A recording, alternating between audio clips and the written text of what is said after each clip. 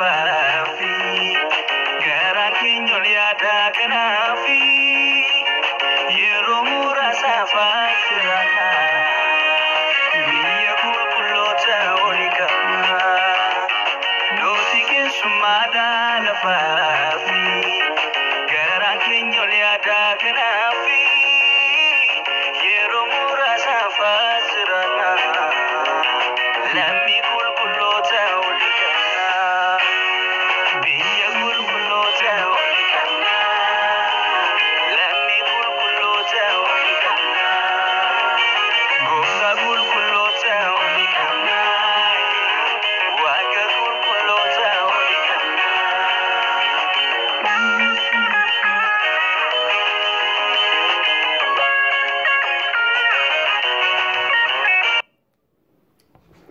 Muuziqeessaa yookiin faarfataa gammee birraatuuf waaqayyo guddaa si haa eebbisuuf bara jireenya keetii waaqayyo eebbisuuf guddaa galatoomi. Faarfannaa ajaa'ibaati. Waaqayyo guddaa si haa eebbisu. Kabajamoo maatii waaqayyo, nagaa waaqayyo, ayyaanni gooftaa keenya Yesuus Kiristoos, jaalalli waaqayyo abbaa, tokkummaan hafuura qulqulluu hunduma keenyaa wajjin haa ta'u jechaa guyyaa har'aa kutaa jalqabaa yookaan kutaa tokkoffaa sagalee waaqayyo isinii qooduudhaaf carraa kan argachuu kootti guddaa gammadeen jira. Waaqayyo guddaa isin haa eebbisu. Kutaa nu irraa walii wajjin ilaallu sagalee waaqayyoo gabaabaatti amma hafuurri qulqulluun haa ibsee isiniif qooduudhaaf isin jajjabeessuudhaaf carraa kan argachuu kootti gammadeera. Waaqayyo guddaa isin haa eebbisu. Amma dhumaatti akkanaa wajjin turtan akka sagalee waaqayyoo barattan gamanumaan isin hafeera. Waaqayyo guddaa isin haa eebbisu. Kutaa nu irraa walii wajjin ilaallu sagalee waaqayyoo keessaa iddoo sadii dubbiseen achirratti mata dureetti walii ilaannee mata duree gabaabaatti walii ilaannee sagalee waaqayyoo dhageenyaa jechuudha. Kutaa nu walii wajjin ilaallu ergaa Yohaannis isa duraa boqonnaa 5 lakkoofsa 19 irra jiru akkasumas Filippisius boqonnaa 3 lakkoofsa 20 darbee keessa deebii boqonnaa 33 lakkoofsa 27 irra jiru dubbisee sagalee waaqayyoo walii wajjin ilaallaa jechuudha. Nan dubbisa maqaa waaqayyootiin. Ergaa Yohaannis isa duraa boqonnaa 5 lakkoofsa 19 irra jiru nan dubbisa akkas jedha maqaa waaqayyootiin. Nuyi kan waaqayyoo akka taane guutummaan biyya lafaa immoo harka isaa jala akka jiru hin beennaa. Irra deebi'ee nan dubbisa. Nuyi kan waaqayyoo akka taane guutummaan biyya lafaa immoo harka isaa jala akka jiru hin beennaa. Darbee Filippisius boqonnaa 3 lakkoofsa 20 irra jiru nan dubbisa. Nuyi garuu nama biyya waaqarraati. Gooftaan keenya fayyisaan keenya Yesuus Kiristoos achii nuuf dhufa jennee eeggannaa. Ameen. Keessa deebii boqonnaa 33 lakkoofsa 27 irra jiru. Aasaa irra jiru nan dubbisaa jechuudha. Waaqayyo inni bara baraa kun iddoo jireenya keetiitii. Ameen. Kutaa kanarratti mata duree gabaabaatti wal ilaallee sagalee waaqayyoo walii wajjin dhageenyaa jechuudha. Mata duree nuyi irratti ilaallus nama yookaan lammii waaqarraa isa jedhu irratti walii wajjin ilaalla. Nama yookaan lammii waaqayyaa, nama waaqarraa yookaan lammii waaqarraa isa jedhu walii wajjin ilaalla. Sagalee waaqayyoo biyyi lafaa harka seexanaa jala akka jiru sagalee waaqayyoo hin dubbataa jechuudha. Aboo seexanaa jala akka jiruu fi biyyi lafaa akka kan seexanaa akka ta'e sagalee waaqayyoo iddoo garaa garaatti hin dubbataa jechuudha. Iddooma kanarraa isa duraa Yohaannis boqonnaa 5 lakkoofsa 19 irraa nuyi kan waaqayyoo akka taane guutummaan biyya lafaa immoo harka isaa hamaa jala akka jiru hin beennaadha. Harka hamaa jechuun harka seexanaa jala akka jiru hin beennaadha. Darbee Maatiyos boqonnaa 5 lakkoofsa 8 irrattis argachuu dandeenya. Biyyi lafaa akka kan seexanaa akka ta'e jechuudha. Iddoo kanatti iddootti Yesuus qoramedha. Yesuus guyyaa 40 soomee gaafa qorame sana seexanni akkasittiin jedhe. Maatiyos boqonnaa 5 lakkoofsa 8 irratti. Ulfina biyya lafaa hundumaatti agarsiisee lafa dhooftee yoo naaf sagadde kana hundumaa siif nan kenna. Abbaan barbaadeef kennuudhaaf biyyi lafaa naaf kennameera waan ta'eef siif kennuu nan danda'a ittiin jedhe. Kana jechuun biyyi lafaa harka seexanaa jala akka jiru sagalee waaqayyoo hin dubbataa jechuudha. Biyyi lafaa kan inni rakkina qabuuf, qoromsa qabuuf, hariyatamuu qabuuf, dhiphina garaa garaa kan inni qabuuf, du'a kan inni qabuuf, dhiphina garaagaraa kan inni qabuuf sababii harka seexanaa jala jiruufi jechuudha. Gabaabaadhumatti biyyi lafaa harka seexanaa jala jira jechuudha. Biyyi lafaa kan seexanaati, kanaaf rakkina, kanaaf qoromsa qaba jechuudha. Nama biyya waaqarraa inni gaa nuyi nama biyya waaqarraatiidha sagalee waaqayyoo immoo. Kana baruudhaaf namni biyya lafarraa eenyuudha, namni biyya waaqarraa immoo eenyuudha isa jedhu walii wajjin ilaallaa jechuudha dursine. Namni lafarraa isa kamii, namni waaqarraa isa kamii isa jedhu walii wajjin ilaalla. Sagalee waaqayyoo iddoo garaagaraatti hin dubbataa jechuudha. Dursa namni lafarraa eenyuu fa'i, namni lafarraa isa kam isa jedhu walii wajjin ilaalla. Sagalee waaqayyoo namni lafarraa eenyu isa jedhuuf Filiphisiyoos boqonnaa 3 lakkoofsa 18 hanga 19tti ilaaluu dandeenya. Akkasidha sagalee waaqayyoo. Filiphisiyoos boqonnaa 3 lakkoofsa 18 hanga 19tti isa jiru jechuudha. Akkasidha. Waa'ee jara tokkoo kanaan dura akkuma ani si'a baay'ee isinitti hime ammas bu'aa isinitti nan hima. Isaan yaada fannifamuu Kiristoositti diina ta'anii hin jiraatu. Dhumni isaanii badiisa. Garaan isaanii waaqayyoo isaaniiti. Salphina isaanii ulfinatti hin lakkaatu. Yaada garaa isaaniis waan lafarraatti hin hidhuu. Namni biyya lafarraa isa kam isa jedhuu fi nama fannifamuu Kiristoositti diina ta'ee jiraatudha. Nama Kiristoosiin hin beekne, nama Kiristoositti hin amanne, akkasumas nama yaada garaasaa waan lafarraatti hidhu. Kan inni dubbatu, kan inni yaadu, yaadni isaa waan lafarraatti kan hidhamee jiru inni nama biyya lafarraati. Nama biyya waaqarraa miti jechuudha. Waaqayyoon isaanii garaa isaanii ta'e. Kana jechuun warri waaqi isaanii garaa isaanii ta'e, garaan isaanii kana godhennaan akka barbaadan godhanii waamtu garaa isaanii ajajeef warri godhanii nama biyya lafarraati jechuudha. Waaqi isaanii waaqayyoon otoo hin taane garaa isaanii warri ta'e isaan nama biyya lafarraati jechuudha. Sagalee waaqayyoo keetti dubbata. Isa duraa Yohaannis boqonnaa 3 lakkoofsa 8 irrattis akkasidha sagalee waaqayyoo. Jalqabaa jalqabee cubbuu kan hojjete seexanaadha. Kanaafiyyuu namni cubbuu hojjete kan seexanaatiidha. Kana jechuun namni cubbuu hojjetu, namni waan qajeelaa hin goone, namni waan tamaa hojjetu kan seexanaati jechuudha. Kan seexanaati jechuun immoo kan biyya lafaati. Inni cubbuu hojjetu kan biyya lafaati jechuudha.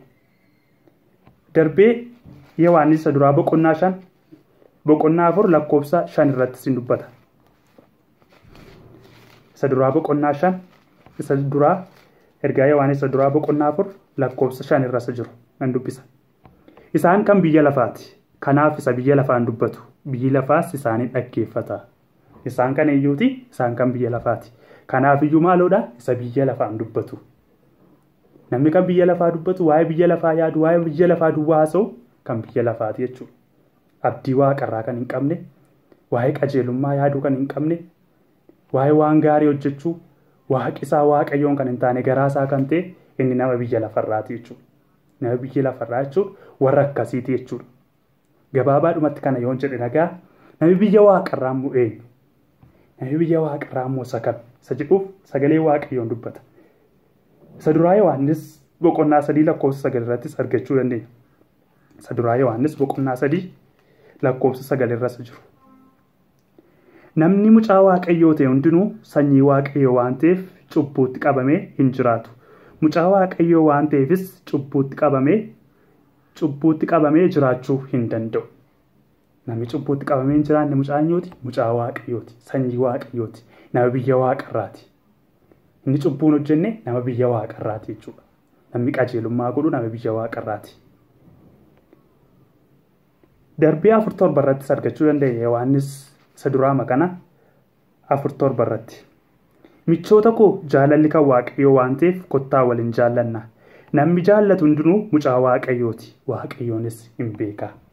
Namni jaalala of keessaa qabu, namni nama jaallatu, namni waaqayyoon jaallatu kan eenyuuti? Kan waaqayyooti. Inni nama biyya eessaati? Nama biyya waaqarraati. Lammii waaqarraati. Sanyii waaqarraati. Namni cubbuun hojjenne, namni cubbuutti qabamee hin jiraanne nama biyya waaqarraati jechuudha. Kanaafiyyuu namni waaqarraa eenyu irra isa jedhuuf warra akkamitti isa jedhuuf nama cubbuutti qabamee hin jiraanne jechuudha. Filiphisiyoos 3:20 irratti iddoo jalqaba dubbiin mirraa jechuudha. Nuyi garuu nama biyya waaqarraati. Gooftaan keenya fayyisaan keenya achiin of dhufa jennee eegganna. abdii lafarraa kan hin qabne abdiinsaa dhufaatii gooftaa Yesuus Kiristoos duwwaa kan ta'e nama biyya waaqarraa abdiinsaa dhufaatii Yesuus Kiristoos duwwaa eeggachuu kan ta'e inni nama biyya waaqarraati lammii waaqarraati jechuudha. Galanni waaqayyoof haa ta'u maqaa waaqayyoo eebbifamu. Kanaafiyyuu namni cubbuu hojjetu namni waan lafarraa duwwaa yaadu waan lafarraa duwwaa hojjetu kan biyya lafarraa duwwaa dubbatu waan lafarraa duwwaadhaaf dhimmu nama biyya lafarraati. Inni kan waaqarraa yaadu abdiinsaa dhufaatii Yesuus Kiristoos deebi'ee dhufuu Yesuus Kiristoos kan eeggatu inni nama biyya waaqarraati lammii waaqarraati jechuudha. Akkamitti nama biyya waaqarraa taane isa jedhu walii hojii ilaallamamu akkamitti qajeelummaa magoonee fi gaarii magoonee kanaaf nama biyya waaqarraa taane akkamitti haboo nama biyya waaqarraa ta'u lammummaa nama biyya waaqarraa argachuu lammii waaqarraa ta'u argan isa jedhu walii hojii ilaalla. Akkamitti argan dandeettii keenyaanii beekumsa keenyaanii akkamitti arganne isa jedhuuf sagalee waaqayyoon dubbata. Akkamitti arganne isa jedhuuf egaa Kiristoos sababii cubbuu keenyaaf dabarsee du'atti of kennuu isaatiin lammii waaqarraa taane. Sababii Yesuus Kiristoos sababii cubbuu keenyaaf dabarsee du'atti of kenneef nama biyya waaqarraa taane. Galaatiyaa boqonnaa 1 lakkoofsa 4 irratti dubbata sagalee waaqayyoo. Galaatiyaa boqonnaa 1 lakkoofsa 4 irratti jiru. Akkasidhaan dubbisa. Kiristoos akka fedha waaqayyoo abbaa keenyaatti bara hamaa isa siyaanaa kana keessaa nu baasuudhaaf jedhee sababii cubbuu keenyaaf dabarsee of kennee maqaa waaqayyoo eebbifamu. Kiristoos akka fedha waaqayyoo abbaa keenyaatti bara hamaa isa siyaanaa kana keessaa nu baasuudhaaf jedhee sababii cubbuu keenyaaf dabarsee du'atti of kenne. Bara siyaanaa isa hamaa kana keessaa hamaa jechuun maal isa biyya lafaa kana biyya lafa hamaa kana keessaa nu baasuudhaaf jedhee lammii waaqarraa lammii qulqullootaa nu gochuudhaaf jedhee dabarsee sababii cubbuu keenyaaf du'atti of kenne jechuudha. Sababii kanaaf lammii waaqarraa aboo akkasii argan sababii Yesuus Kiristoos sababii cubbuu keenyaaf du'atti dabarsee of kenneef lammii waaqarraa ta'an nama biyya waaqarraa ta'uu dandeenya. Malee qajeelummaa keenya duwwaadhaan miti dandeettii keenyaan beekumsa keenyaatu hin taane Yesuus Kiristoos sababii cubbuu keenyaaf dabarsee of kennuu isaatiin du'atti dabarsee of kennuu isaarraan kan ka'e nama biyya waaqarraa ta'an lammii waaqarraa ta'an maqaa Yesuus Kiristoos bara baraan kabajamu. Isatu nama biyya waaqarraa nu godhe jechuudha. Lammummaa waaqarraa akka argannu kan godhe sababii Yesuus sababii cubbuu keenyaaf dabarsee du'atti of kenneefidha jechuudha. Maqaan waaqayyoo kabajamu. Kana jennee egaa nama biyya waaqarraatiif maaltu ta'a? Lammii waaqarraa yoo taaneerra maaltu nuuf ta'a? Nama lammii waaqarraadhaaf maaltu ta'a isa jedhu walii wajjin ilaalla. Yeroo keenyatti gargaaramuuf gabaabseen dubbadha jechuudha. Nama biyya waaqarraatiif lammii waaqarraatiif maaltu ta'a isa jedhu qabxii 3 gabaabsee isinitti himuu yaalaa jechuudha. Tokkoffaa irratti nama biyya waaqarraatiif maaltu ta'a isa jedhuu fi waaqayyotu iddoo jireenya isaatii ta'a. Eenyutu iddoo jireenya isaatii ta'a? Waaqayyotu iddoo jireenya isaatii ta'a. Keessa deebii boqonnaa 33 lakkoofsa 27 irratti dubbifnee turre. Akkasidha keessa deebii boqonnaa 33 lakkoofsa 27. Waaqayyoonni bara baraa kun iddoo jireenya keetiiti. Maqaa waaqayyoo kabajamu. Iddoo jireenya keetiiti. Sila waa dubbannee turre. Biyya lafaa harka saamaa jala jiraanneerra. Nuyi garuu nama biyya waaqarraa ta'eerra. Akkamitti immoo biyya lafaa keessa jiraachuu dandeenya ree? Harka hamaa jala jira akkamitti seexanni dhiibbaa nurratti hin geggeessu reessa jedhu walii wajjin ilaalleerra. Fakkeenya isinii kenna. Amma fakkeenyaa fi biyya Itoophiyaa keessa imbaasii Ameerikaa waan jedhu jira. Itoophiyaa keessattuu jirtu imbaasii Ameerikaa jira. Imbaasii Ameerikaa sana keessa lammii biyya Ameerikaa keessa jiraataa jechuudha. Ameerikaatu Itoophiyaa keessaa iddoo jireenyaa mana wayii qaba imbaasii wayii qaba. Akkuma kanaa jechuudha. Biyya lafaa kana keessa Yesuus Kiristoos imbaasii qaba jechuudha. Waaqayyoo imbaasii qaba. Biyya lafaatu kan seexanaa ta'ee jiru biyya lafaa keessa waaqayyoo imbaasii qaba. Iddoo jireenyaa qaba jechuudha. Kanaafiyyuu namni biyya waaqarraa eessa jiraata? Imbaasii waaqarraa kana keessa jiraachaa jechuudha.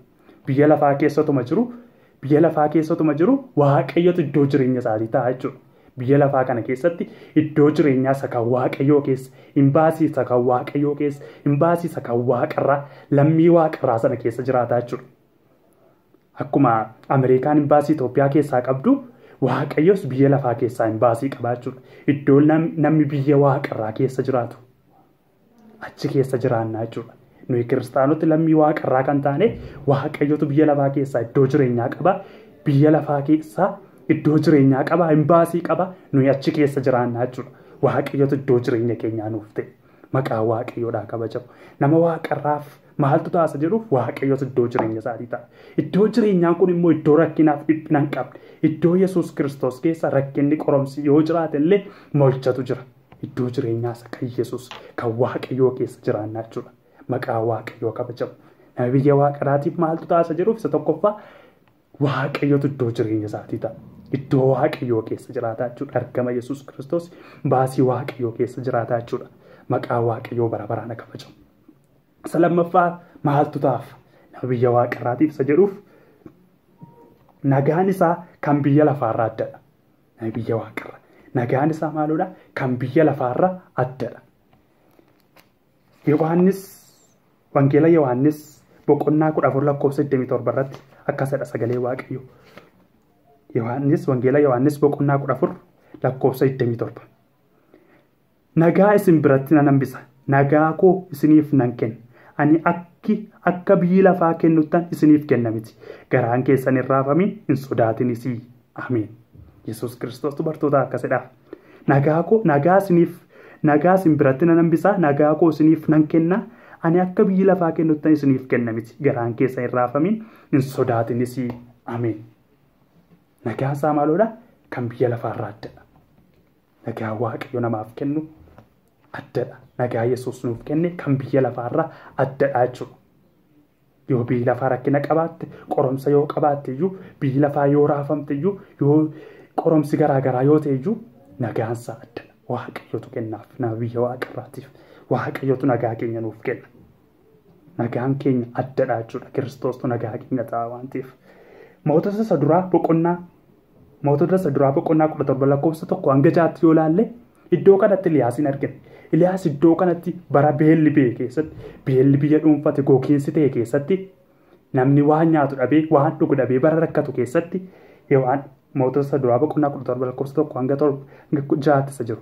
Iddoo kanatti Iliyaasiif Waaqayyo soora kenna. Wanta inni dhugu, wanta inni nyaatu, wanta inni sooratu Waaqayyo kennaaf. Laga tokkotti gadi isa buusee Waaqayyo iddoo sanatti kurruu abboomeedha sagalee Waaqayyo. Kurruu abboomee akka kurruun foon isaaf kennitu. Iliyaasiif akka foon kennitu Waaqayyo abboomee jechuudha. Nagaansaa addadha. Biyyi lafaa yoo beelaa jiraatte iyyuu, biyyi lafaa yoo waan dhudhu dhabdee rakkachaa jiraatte iyyuu, Iliyaas sababii nagaansaa addateef, sababii nama waaqarraa sababii ta'eef, biyyi lafaa yoo beelaa jiraatte, biyyi lafaa waan nyaatu waan dhudhu yoo dhabde iyyuu, Waaqayyo isaaf wanta inni nyaatu, wanta inni dhugu Waaqayyo isaaf kurruun akkasaaf laattu abboomee jira jechuudha. Maqaa Waaqayyoo kabajamu. Biyyi lafaa yoo beelofte yoo dheebotte nama biyya waaqarraa irratti ta'uu hin danda'u. Sababni isaa nagaansaa addadha. Waaqayyotu kennaaf isaaf. Wanta inni sooratu, wanta inni dhugu Waaqayyotu kennaaf. Maqaa Waaqayyoodhaa haa kabajamu. Faarsaa 91 lakkoofsa 1. Faarsaa 91 lakkoofsa 91 3 hanga 8tti nan dubbisa. Faarsaa 91 lakkoofsa 3 hanga 8tti. Waaqayyo kiyyoo namni siif kaa'e dha'icha nama balleessu irraa si oolcha. Harka isaatiin si golbooba. Bobaa isaa jalatti kooluu hin galtaa. Amanamummaan isaa gaachanaaf marsaa siif hin ta'a. Wanti halkan nama sodaachisu, xiyyi guyyaa namatti gadhiifamus hin sodaachisin. Dha'ichi dukkanaan namatti dhufu, dhukkuba adeemaa saafaa nama balleessus hin sodaatin. Kumni tokko si bukkeetti, kumni 10 gara mirga keetti yoo kufan iyyuu wanti namatti dhufu kun sitti dhiyaatu. Ati garuu ija keetiin ilaaltee gatii warra jollootaaf baafamu in argita. Ameen. Hin sodaatinidha sagalee Waaqayyo. Maaliif ati nama biyya waaqarraati. Dhukkubi yoo dhufe iyyuu, rakkinni yoo dhufe iyyuu nagaan kee addadha. Kumni tokko si bukkeetti gara mirga keetti, kumni 10 gara mirga keetti yoo kufan iyyuu wanti nama balleessu kun sitti dhiyaatu. Maaliif? Nagaa ani siif kennu addadha. Biyyi lafaa yoo asitti kumni 10 du'e, yoo asitti namni 10 waraaname, namni bita keetti dura keetti dhukkubni nama balleessu yoo nama rukute, yoo nama balleesse seensi argachuu hin danda'u. Ati nama biyya waaqarraati. Ati nama biyya waaqarraati waan ta'eef nagaa kan siif kennu Waaqayyoodha. Yoo biyyi lafaa rakkina qabaatte, yoo biyyi lafaa ari'atamuu keessa jiraatte, nagaan keenya addadha. Biyyi lafaa sababii raafameef, sababii dhukkubaan faalameef, sababii lolaan faalameef nuyi lolamu. Maaliif nagaa waaqayyotu nuuf kenna. Kan keenya addadha. Nama biyya waaqarraaf nagaansaa addadha jechuudha. Seexanni irratti aboo qabaachuu hin danda'u. Haalli biyya lafaa, qoromsi biyya lafaa, dhukkubi biyya lafaatti dhufu dhahichi nama balleessu sin sodaachisinedha. Maaliif waan dhahichi nama balleessu kan biyya lafaati. Ati immoo maalodha kan biyya waaqarraa. Ati nama biyya waaqarraati. Aboo sirratti hin qabu jechuudha. Kumni kudhanis yoo kufanis, as mirga keetti as bita keetti yoo kufanis, lolli qoromsi yoo keessa ati nagaa kee jiraatta. Nagaansaa maalodha addadha. Akka biyya lafaattan isinii kenna miti. Nagaan koo addadha. Hin raafaminaa, hin sodaatinaa jedha Yesuus Kiristoos. Maaliif hin raafaminaa, hin sodaatinaa jedhee biyyi lafaa rakkinaaf qoromsa qabdi. Ani garuu akka biyya lafaattan kenna miti. Addadha kan koo sababii ta'eef hin sodaatinaa, hin raafaminaa. Yoo inni rakkinaaf qoromsa yoo qabaate iyyuu isin hin raafaminaa. Nagaan isiniif kennu addadha Yesuus Kiristoos. Bartoota akkas nuun jedhee jechuudha. Nama biyya waaqarraatiif kanatu ta'a jechuudha. Nagaansaa addadha. Biyyi lafaa qoromsaan rakkinaan dhukkubaan waan garaagaraan dhahicha nama balleessuun kiyyoona balleessu yoo biyyi lafaa kaayyuu nuyi nagaatti jiraannaa jechuudha. Nagaa waaqayyootu nuuf kenna. Kiristoos nagaa keenya jedha Phaawulos. Kiristoostu nagaa keenya. Nagaansaa nagaa koo isin biratti hambiseedha. Bara hundumaa nu wajjin jiraata nagaa waaqayyoo iddoo hundumaatti bakka hundumaatti jiru. Maqaa waaqayyoodhaa akabajamu. Nagaan nuuf kenne addadha jechuudha kan nama biyya waaqarraatiif nagaa addaatu kennamaaf nagaasa kan waaqayyootu jechuudha. Isa sadaffaa gabaabsee dubbadhaa jechuudha. Isa sadaffaa nama biyya waaqarraatiif maaltu taasa jedhuuf rakkina biyya lafarraatu isarratti hin ta'u. Ameen. Rakkina maaloodha? Rakkina biyya lafarraatu isarratti hin ta'u. Maaliif inni nama biyya waaqarraati? Sila waa'ee imbaasii kaaseen ture imbaasii Ameerikaa. Amma fakkeenyaa fi mootummaan Itoophiyaa jechuudha warroonni aangoo qabanii, aangoo garaagaraa qabanii imbaasii Ameerikaa keessa jirtu keessatti, imbaasii Ameerikaa keessa yoo dhaqxee seente nama biyya Ameerikaatti yoonni namni Ameerikaa dhufee biyya Itoophiyaa keessa yoo jiraate iyyuu namni biyya Itoophiyaa, aangawooti Itoophiyaa, aangoo warri qaban warri Itoophiyaa keessaa nama biyya Ameerikaa sana irratti aangoo hin qaban. Sababni isaa inni nama biyya Itoophiyaa miti sababii ta'eef. Nama biyya Ameerikaa sababii ta'eef imbaasii Ameerikaa keessa sababii jiruuf aangaan Itoophiyaa warri aangoo Itoophiyaa keessatti aangoo qabanii nama biyya Ameerikaa sana irratti aangoo hin qaban. Sababni isaa nama biyya Ameerikaati waan ta'eef. Nuyi kiristaanottis akkasidha. Rakkinni biyya lafaa nurratti aangoo hin qabu. Seexanni nurratti aangoo hin qabu. Harka isaa hamaa jala yoo jiraate iyyuu seexanni nuyi imbaasii waaqarraa keessa sababii jiruuf nama biyya waaqarraa lammii waaqarraa taanee sababii jiruuf rakkinni biyya lafarraa seexanni qoromsi biyya lafaa nurratti aboo hin qabu jechuudha. Rakkinni biyya lafarraa nurratti ta'uu hin danda'u jechuudha. Maqaa waaqayyoodhaa kabajamu. Sababni isaa nuyi nama biyya waaqarraati. Nurratti aboo hin qabu. Nama biyya lafaarratti aboo qabaachuu danda'a. Warra biyya lafaarratti aboo qabaachuu danda'a. Nuyi nama biyya waaqarraatti garuu seexanni biyya lafaa qoromsiif rakkinni biyya lafaa nurratti aboo hin qabu jechuudha. Maqaa waaqayyoodhaa kabajamu. Maarqos boqonnaa 16 lakkoofsa 17-18 isa jiru argachuu dandeenya.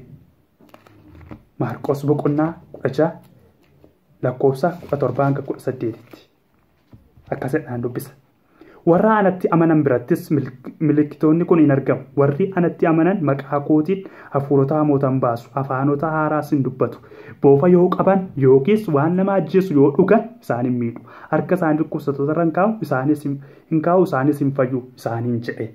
Isa 18ffaan dubbisa. Boofa yoo qaban waan nama ajjeesu yoo dhugan isaan hin miidhu. Maqaa waaqayyoodhaa kabajamu. Boofa yoo qaban iyyuu waan nama ajjeesu yoo dhugan iyyuu isaan hin miidhu. Warra kan biratti warra anatti amanan biratti Yesuus Kiristoos akkasuma jedhe jechuudha. Boofi nurratti aboo hin qabu yoo nu ciniine iyyuu nu ajjeesuu hin danda'u. Wanti nama ajjeesu yoo dhunne yoo nyaanne iyyuu nurratti aboo hin qabu. Sababni isaa boofi kan biyya lafaati. Wanti nama ajjeesu marsiin nama ajjeesu kan biyya lafaati. Nu immoo maaloodha nama biyya waaqarraati. Kanaaf iyyuu nurratti aboo hin qabu jechuudha. Nuyi nama biyya waaqarraati waan ta'eef nu ajjeesuu hin danda'u jechuudha. Maqaa waaqayyoodhaa kabajamu. Hojii ergamootaa boqonnaa 28 lakkoofsa 3-6 argachuu dandeenya kutaa tokko. Iddoo kanatti Phaawulosin argina. Hojii ergamootaa boqonnaa 28 lakkoofsa 3 hanga 6tti. Akkasii Phaawulos hanxaxii qabaa tokko ammaaree ibiddatti nannaan booffii hadhaa'aa qabu tokko qoraanicha keessaa ibidda utuu baqatu harka Phaawulos ciniine. Namoonni biyyasii immoo booficha harka Phaawulositti rarra'u yommuu argan namichi kun nama gumaa ta'uunsaa hin mamsiisu galaanaan nyaatamu yoo leeyyuu adamni gumaa isaa hin jiraachisu waliin jedhan. Phaawulos garuu booficha sana abiddatti gadi urgufee omtunuus itti nammaan. Isaan immoo amma dhiitaa yookiis amma lafa dheedua jedhan eegan. Yeroo dheeraa eegaa turaniis waan tokkollee akka irratti hin ta'in arginaan yaada isaanii geeddarratanii inni waaqayyo tokko jedhanii maqaa waaqayyoo kabaja. Maaloodha Phaawulostu boofa ciniine harka isaa ciniine jechuudha. Phaawulos gaafa harki isaa ciniinu Phaawulos booficha abiddatti gadi darbateedha. Warroonni achi jiran sun immoo Phaawulos amma du'a amma hiitee du'a amma rakkana ta'ee du'a jedhanii eeganiidha. Phaawulos garuu maaloodha hin duune harki isaas hin dhiitomne inni waa tokkoyyuu hin taane. Maaliif inni nama biyya waaqarraati Phaawulos jechuudha. Nama biyya waaqarraati. Boofii yoo hiiteeyyuu isa miidhuu hin danda'u. Marzii yoo ciniineeyyuu isa miidhuu hin danda'u. Maaliif aboon nuuf kennameera. Boofa yoo qabdaniyyuu waan nama ajjeesu yoo dhuddaniyyuu isin miidhuu hin danda'u sagalee waaqayyoo. Yesuus aboo kana nuuf kenne waan ta'eef nurratti aboo qabaachuu hin danda'u jechuudha. Phaawulos yoo boofisa hiiteeyyuu hiita'uu hin dandeenye namni isaa du'uu hin dandeenye Phaawulos. Inni nama biyya waaqarraa sababii ta'eef maqaa waaqayyoodhaa kabajamu. Inni nama biyya waaqarraati. Phaawulos kana sababii inni boofisa miidhuu hin dandeenyeef boofi kan biyya lafaati. Inni immoo nama biyya waaqarraati. Aboon qabu. Biyya waaqarraa irratti qoromsi marsiin wanti nama ajjeesu irratti aboon qabu jechuudha. Maqaa waaqayyoodhaa kabajamu. Faarsaa 46 lakkoofsa 1 hanga 3 isa jirus ilaaluu dandeenya. Faarsaa 46. Faarsaa 46 lakkoofsa 1 hanga 3tti. Akkasidha sagalee waaqayyo. Waaqayyootti nuyi kooluu hin galle. Inni humna keenya. Inni rakkina keessatti gargaaraa ta'uunsaa beekameera. Kanaafis lafti yoo diddiiramte iyyuu tulloonni surgufamanii galaana walakkaa yoo buufaman iyyuu nu hin sodaannu. Bishaanonni isaa ursanii yoo machaan iyyuu tulloonnis raafamuu isaaniitiin yoo roqman iyyuu waaqayyo gooftaan machaan wajjin jira. Waaqayyo inni kan Yaaqoob da'oo keenya. Ameen. Maaliif hin sodaannu nuyi waaqayyootti kooluu hin galle. Lafti yoo diddiiramte iyyuu tulloonni yoo urgufaman iyyuu iddoo bishaanonni yoo ursanii machaan iyyuu nu hin sodaannu. Maaliif nuyi nama biyya waaqarraati. Waaqayyootu nu wajjin jira jechuudha. Rakkinni biyya lafaa tulluun raafamuun bishaanni hoomachaa lafti diddiiramuun nuun ilaallatu. Maaliif nuyi nama biyya waaqarraati. Rakkinni biyya lafarraa nurratti aboon qabu jechuudha. Qoromsi biyya lafarraa nurratti aboon qabu jechuudha. Kanaafiyyuu nuyi maal ta'a nuyi hin sodaannu. Waaqayyo da'oo keenya. Waaqayyo iddoo jireenya keenyadha. Rakkinni biyya lafaa nurratti aboon qabu. Maqaa waaqayyoodhaa kabajamu. Waaqayyotu da'oo keenyaa jechuudha. Waaqayyotu gara keenyaa jechuudha. Kanaafiyyuu hin sodaannu. Kanaafiyyuu wanti nu sodaachisu tokkollee hin jiru jechuudha. Waaqayyotu da'oo keenya waan ta'eef nuyi nama biyya waaqarraa sababii taaneef rakkinni biyya lafarraa nurratti aboon qabu. Nurratti aboon qabu. Maqaa waaqayyoodhaa bara baraan kabajamu. Daani'el boqonnaa 3 lakkoofsa tokko kaatanii yoo ilaaltan waa tokko agartu iddoo kanatti. Daani'el boqonnaa 3 lakkoofsa 1 kaatanii yoo ilaaltan guutummaa boqonnaa 3 jechuudha. Iddoo kanatti namoota 3 agarra. Meeshak, Saadiraak, Abedneegoo fa'a. Namoota kana beektu kanaan duras dhageessanii beektu. Namooti 3 kun baay'ee waan isin dhibudha. Mootiin Nebukadnezartu beeksisa baasa akkas jedhe. Waaqa tolfamaa qopheesse namni hundumtuu waaqa tolfamaa isa kan kootii kanaaf sagadu. Namni hundumtuu kanaaf jilbeenfatu jedhee beeksisa baasaa jechuudha. Namni kanaaf hin jilbeenfanne immoo abiddatti darbatamaa jedhee beeksisa baase. Meeshak, Saadiraak, Abedneegoon kun immoo waaqayyoon amanatu waaqayyoo duwwaadhaaf sagadu waan ta'eef haa ta'u namoonni ammeessanii mooticha duratti dhiyeessan namoota 3 kan. Namooti 3 kun waaqa tolfamaa isa kan keetiidhaaf hin sagadanii hin hojjetanii isaan waaqayyoo isaanii duwwaa waaqeffatu waan ta'eef jedhanii hadheessan. Innaan fuula mootichaa duratti dhiyeessan namoota 3 kan. Mootiin kun akkasittiin jedhe. Dhuguman sagaddanii waaqa isa kan kootiitiif yoon sagaddan ta'e abiddattiin isin darbadha. Abiddattiin gad isin darbadha waan ta'eef hin sagaddanii isa kan kootiitiif ittiin jedhe.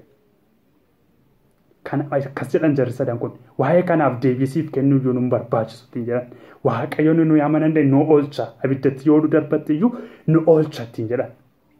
Innaan isaaf sagaduudhaan jara kana abiddatti darbachuudhaaf murteesse mootiin kun. Jaroota sadan kana aareedha. Abiddicha dachaa torba akka inni boba'u godheedha sagalee waaqayyo.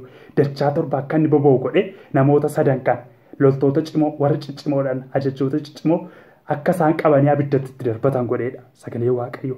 Abiddichatti dachaa torbatti boba'ee namoota Meeshak Saadiraaq Abedneegoo sana qabanii abiddatti darbatan sana namoota qabanii itti darbatan sana abiddi sun sababii baay'ee gubuufedha sagalee waaqayyo. Namoota itti darbatan sana yoo gubee ajjeesedha sagalee waaqayyo. Namoota kamii Meeshak Saadiraaq Abedneegoo warra abidda keessa boonatu hin taane namootuma fiixee abidda sanaa jiran iyyuu gubee ajjeesedha sagalee waaqayyo. Saadiraaq Abedneegoon fa'aa abidda keessatti darbataman. Abidda keessatti darbatamanii isaan garuu abidda sana keessatti waa tokko illee ta'uu hin dandeenye. Maqaa waaqayyoo kabajamu. Sababni isaa maaliifi? Abiddicha sana keessa iyyuu waaqayyo iddoo jireenyaa qabaachuudha. Imbaasii qabaachuudha waaqayyo. Abidda sana keessa mooticha akkasidha abjoobjooti. Isin namoota sadii darbattan miti hangaruu namoota afurii achi keessatti argaadha. Maal jechuudha inni arfaffaa sun iddoo jireenyaa isa kan waaqayyooti jechuudha. Waaqayyootu wajjin jira waan ta'eef iddoo jireenyaa isa kan waaqayyoo sana keessa jiraatan jechuudha. Abiddi kun isaan gubuu hin dandeenye. Sababni isaa maaloodha? Isaan nama biyya waaqarraati. Abiddi immoo maaloodha? Kan biyya lafarraati. Abiddi kan lafarraati. Kanaafiyyuu maaloodha? Isa biyya waaqarraa gubuu hin danda'u. Isaan nama biyya waaqarraati sababii ta'eef namoota qabaniitti darbatan sana ajjeeseera abiddichi. Namoota hammeessan sana namoota qabanii Meeshak Saadiraaq Abedneegoo sana qabanii abiddatti darbatan ajjeeseera. Isaan maaliif ajjeesee warra sana immoo sababii hin ajjeemneef isaan warri itti darbatan sun nama biyya waaqarraa nama biyya lafarraati. Yesuusitti namanan waan qajeelaan goone hammeessanii waan ta'eef isaaniin gubee ajjeese. Garuu warra abidda keessatti darbatame ajjeesuu hin dandeenye. Sababni isaa isaan nama biyya waaqarraati. Abiddi immoo nama biyya lafarraati. Kanaafiyyuu irratti aboo qabaachuu hin dandeenye jechuudha. Kanaaf oolan jarri sun Meeshak Saadiraaq Abedneegoon fa'aa sababii isaan abiddaan hin gubanneef sababii nama biyya waaqarraa ta'aniif jechuudha. Abiddi immoo kan biyya lafarraati. Abiddi biyya lafaarra jira. Wanti nama miidhu wanti nama balleessu biyya lafaarra jira. Aboo irratti hin qabu garuu nama biyya waaqarraa irratti. Kanaaf jara kana gubuu hin dandeenye. Darbee boqonnaa ja'a Daani'el boqonnaa ja'a irrattis argachuu dandeenya. Boqonnaa ja'a guutummaa isaa yoo ilaalle iddoo kanatti immoo Daani'eliin hadheessan amma immoo iddoo kanattis mootii Daariyoos jedhamu amma immoo Daariyoos jedhamutu iddoo kanatti Daani'eltu caalee argameedha sagalee waaqayyoo. Sammuudhaan beekumsaan caalee argameennaan hadheessuu barbaadan. Hadheessuu barbaadanii Daani'eliin hadheessan karaa waaqa isaa duwwaa hadheessanii Daariyoosiin akkas jedhan waaqa tolfamaa qopheeffadhu namni hundumtuu siif akka jilbeenfatu waaqa tolfamaa sakkeetiif akka jilbeenfamu godhi ittiin jedhan. Ennaan waaqi tolfamaan sun dhugumadhe Daariyoos mooticha akkas godhe waaqa tolfamaa qopheeffate namni hundumtuu isaaf akka sagadu godhe ammas. Daani'el galuu isaaf hin saganne. Isaaf sagaduu hin dandeenye hin dide waaqayyoof sagade waan ta'eef itti fufee waaqayyoon kadhateedha sagalee waaqayyoo. Guyyaatti si'a sadii kadhata Daani'el. Si'a sadii itti fufee kadhateedha sagalee waaqayyoo. Ennaan Daariyoos akkas jedhe anaaf hin sagaddu waaqa tolfamaa sagan kootiif hin sagaddu Daani'eliin jennaan hin sagadu ittiin jedhe Daani'el. Sagaduu dinnaan inni immoo boolla leencotaa keessa buuse Daariyoos mooticha jechuudha. Boolla leencotaa keessa gaafa buusu Daani'eliin boolla leencotaa sana keessatti Daani'el leencotaan nyaatamuu hin dandeenye. Leencaa nyaatamuu hin dandeenye Daani'el. Maaliif Daani'el nama biyya waaqarraati. Leenci immoo maaloodha nama biyya lafarraati. Leenci immoo kan lafarraati. Leenci nama biyya lafarraa duwwaa irratti aboo qaba. Daani'el immoo nama biyya waaqarraati. Kanaafiyyuu leenci isa miidhuu hin danda'u. Isa ajjeesuu hin dandeenye. Mooticha halkan hirriba dhabeedha sagalee waaqayyoo hirriba dhabee nee gaafa dhaqee Daani'eliin waamu Daani'el rawwaate. Daani'el nyaatamuu hin dandeenye. Ennaan Daani'eliin boollicha keessaa baaseedha sagalee waaqayyoo warroota Daani'eliin hadheessan sana boolla leencotaa sanatti gad darbateedha. Wanta si dhibu sagalee waaqayyoo iddoo kanatti leencoti suneedha. Utuu isaan lafa hin bu'in qilleensa irratti isaan caccabsedha. Si dhiba. Namoota Daani'eliin lammeessan leenci nyaateedha. Daani'eliin garuu nyaanne. Sababni isaa maaloodha? Warri Daani'eliin hadheessan waaqa tolfamaatti sagadu waaqayyoon hin beekan hin kadhatanii. Kanaafiyyuu isaan maaloodha? Nama biyya lafarraati. Kanaafiyyuu leenci maaloodha? Isaan irratti aboo qabaa jechuudha. Isaan nyaachuu danda'a, isaan caccabsuu danda'a, isaan ajjeesuu danda'a. Garuu Daani'eliin ajjeesuu, nyaachuu, liqimsuu, caccabsuu hin danda'u. Sababni isaa Daani'el nama biyya waaqarraati. leenci immoo nama biyya lafarraati. Rakkinni biyya lafarraa nama biyya waaqarraarratti aboo qabaachuu hin danda'u. Maqaa waaqayyoodhaa kabajamu jechuudha. Kanaafiyyuu daaleen nyaatamuu hin dandeenye. Kiristaanoti addunyaa kanarraa akkasii jechuudha. Rakkinni biyya lafarraa qoromsi wanti nama ajjeesu wanti nama balleessu irratti aboo hin qabu. Jaalala waaqayyoon ala jaalalli seexanaa kamiyyuu irratti raawwachuu hin danda'u. Waaqayyotu isaan gaggeessa waaqayyotu da'uu isaaniitti isaan nama biyya waaqarraati sababii ta'eef nama biyya waaqarraatiif kanatu ta'a jechuudha. Rakkinni biyya lafarraa irratti aboo hin qabu. Maqaan waaqayyoodhaa akka kabajamu. Gara xumuraatti fidaan jira jechuudha. Gara xumuraatti kutaa tokko isinii dubbisee ittiin xumurraa jechuudha. Qorontoos isa duraa boqonnaa 15 lakkoofsa 19 irratti akkas jedha sagalee waaqayyoo. Qorontoos isa duraa boqonnaa 15 lakkoofsa 15 boqonnaa 15 lakkoofsa 19 irra jiru. Qorontoos isa duraa boqonnaa 15 lakkoofsa 19 irra jiru. Akkasidhaan dubbisan. Jireenya amma biyya lafaa kanarra jiraannu duwwaadhaaf Kiristoosin abdan ergaa ta'e namoota hundumaa caalaatti nuuf bootu ta'a. Kutaan kun baay'ee natti tola. Akkasidha Phaawulos warra waldaa Qorontoositti akkasidha. Du'aa ka'uun hin jiruudhaan. Du'aa garas jireenyi hin jiruudhaan. Jireenyi bara baraa hin jiruudhaan. Innaan Phaawulos akkasidha. Eegaa nuyi waan biyya lafarraa duwwaadhaaf du'a garas jireenyi bara baraa hin jiru ergate waan lafarraa duwwaadhaaf Kiristoosii abdan ergaate namoota hundumaa caalaatti nuuf bootu taa'e. Maaliif biyya lafarraa irratti wanti nuuf ta'e badaa amma kanatti hin jiru.